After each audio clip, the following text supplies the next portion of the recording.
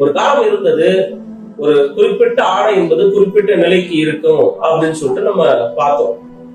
ஒரு திருமணத்துக்கு போனோம் அப்படின்னா நல்ல ஆடை அணியணும் இன்னைக்கு இருக்கு. ஆனால் இன்னைக்கு பாத்தீங்கன்னா திருமணத்தில் கூட ஒரு வைபவத்தில் ஒரு ஃபங்க்ஷன்ல கூட பாத்தீங்க அப்படின்னா நிறைய பேர் அரைகுறை ஆடைகளை அணிந்து கொண்டு வருகிறார்கள்.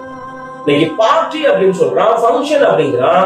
ஆனால் அங்கேயும் பாத்தீங்கன்னா ஆண்களும் பெண்களும், குறிப்பாக பெண்கள் அரைகுறை ஆடை அணிவதுதான் நாகரிகம், கௌரவம் அப்படின்னு நினைச்சிட்டு இருக்காங்க. நீ பாருங்களேன், ஜீன்ஸ் பேண்ட் எடுத்துக்கிட்டா கூட அது முழுமையா உடம்ப மறைச்சா பரவாயில்ல.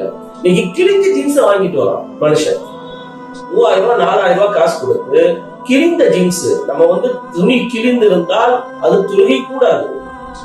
துணி கிழிந்து இருந்தா நம்ம என்ன செய்ய மாட்டோம், உபயோகப்படுத்த மாட்டோம். இன்னைக்கு கிழிந்த ஆடையே ஃபேஷன் அப்படின்ற பேர்ல போய் கடையில வாங்கக்கூடிய ஒரு மோசமான காலகட்டத்துல இருக்கும்.